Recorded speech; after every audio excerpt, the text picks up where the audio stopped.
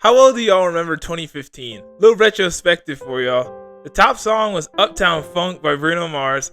Gas only cost $2.43 a gallon. The best-selling book was The Girl on the Train.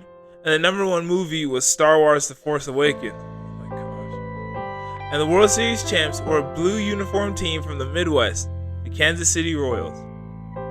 What's good, everybody? It's your boy, Slim Falco, coming at y'all again with another video. How's everybody doing? Hope y'all are doing well.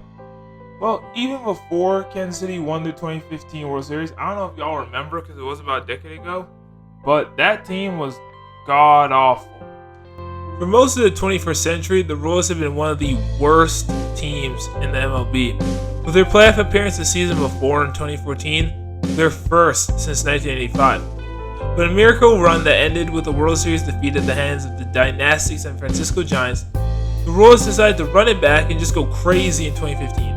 Winning 95 games and the AL Central crown, stormed through the postseason before ripping through the New York Lowell Mets in the World Series, capturing their first league title since the George Brett era. However, in the near decade since then, the Royals have changed just as much as the world around them has. Stays like Mike Moustakas, Eric Hosmer, Lorenzo Cain, and Alex Gordon left, either to the other teams or to the netherworld of retirement. Manager Ned Yost lasted 4 more seasons before retiring as well. Frustratingly to Royals fans, while they've been able to enjoy the rise of the Kansas City Chiefs to NFL powerhouse, they haven't seen their baseball team make the playoffs since that World Series victory, similar to their 80s teams. However, the Royals did not intend to be downtrodden forever. They didn't want to be like their predecessors and have to wait another 30 years for a playoff appearance. And as of the release of this video, they are second in the AL Central, firmly within playoff position if the postseason was to start today. But Kansas City didn't get back to a competitive point accidentally, or even overnight. Let's rewind the clock to 2020, the season after Ned Yost retired. In a lot of ways, this season doesn't really count because of the COVID-shortened year, but the Royals didn't exactly have a great year anyway. Under Mike Matheny, KC went 26-34, but managed to pick up absolutely no one, okay? So that year was a disaster as well. They finished 10 games back in the division, in which 3 teams finished 1 game within each other at the end of the year. However, with a winning percentage of .433, that was their best winning percentage in 3 seasons, so there was improvement, there was hope. Now, that hope didn't last for long.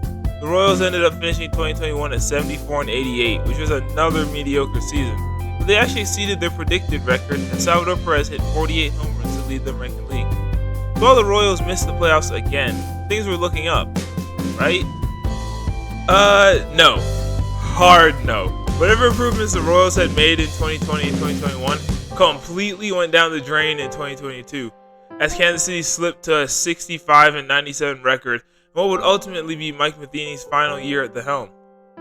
Most of the blame can be placed on the pitching staff, except for Brady Singer, because Kansas City ended with the 4th worst ERA, 3rd fewest strikeouts, and the 2nd most hits allowed. But even with those stats in mind, everybody who had a good season in 21 was a little bit worse in 22. Salvador Perez hit 25 fewer home runs, and their only 300 hitter from 2021, Nicky Lopez, only managed a .227 average. However, 2022 featured the debut of one of the most talented and most exciting young players in the majors today, Bobby Witt Jr. The young phenom batted .254 with 20 home runs, and led the team with 150 hits and 80 RBI. Witt Jr. also finished 4th in Rookie of the Year voting, and now KC had another budding superstar in the likes of the aforementioned Moose, Hosmer, or Cain. Unfortunately, the vibes from Bobby Boy were the only positives carried into 2023. In their first year under Matt Quatraro, the Royals finished 56-106, their first 100-loss season since 2019, and their worst record since 2005, in which they also finished 56-106.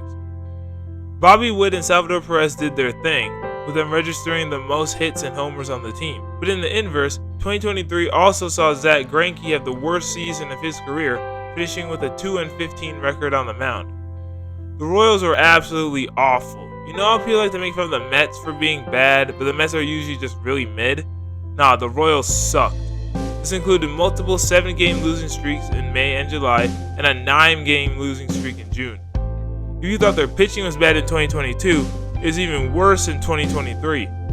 Now, this video is supposed to be about the positives of the Kansas City Royalz rebuild, Well, it seems that everything began at the tail end of 2023.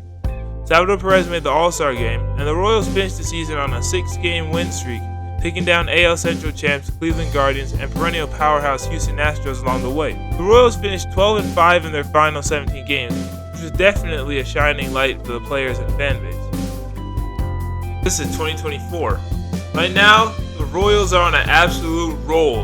Spearheaded by the one and only Bobby Witt, the Royals raced to a fantastic start. 50 games into the season, they were 12 games over 500 at 31-19. And as we approach the All-Star game, Kansas City sits at 49-43, 9 games back of the Guardians in the AL Central. But there's a lot of baseball left to play. At any rate, the Royals are still in contention for not only wildcard play, but also the division pennant. And with 3 All-Stars in Seth Lugo, Salvador Perez, and B Double Dubs, it's a sign that the roster has enough to make a deep push into the fall. Well, that's the video. Thanks for tuning in, everybody. Hope y'all enjoyed it. So what do you guys think after watching that? Seems like the Royals really are on the right path to building a team that can be a contender again like they were back in the day. I'm looking forward to seeing how the rest of their season plays out, and the rest of the season, of course, for my Braves. Even though that, this video wasn't about them. Gotta give them some love anyways, Chop on, Braves. Anyways, hope you guys enjoyed it. Thank you guys for watching. Hope you guys have a great rest of the night. Be sure to like the video if you like the video, subscribe to the channel, turn on the notifications, and I'll catch you on the next one. Later!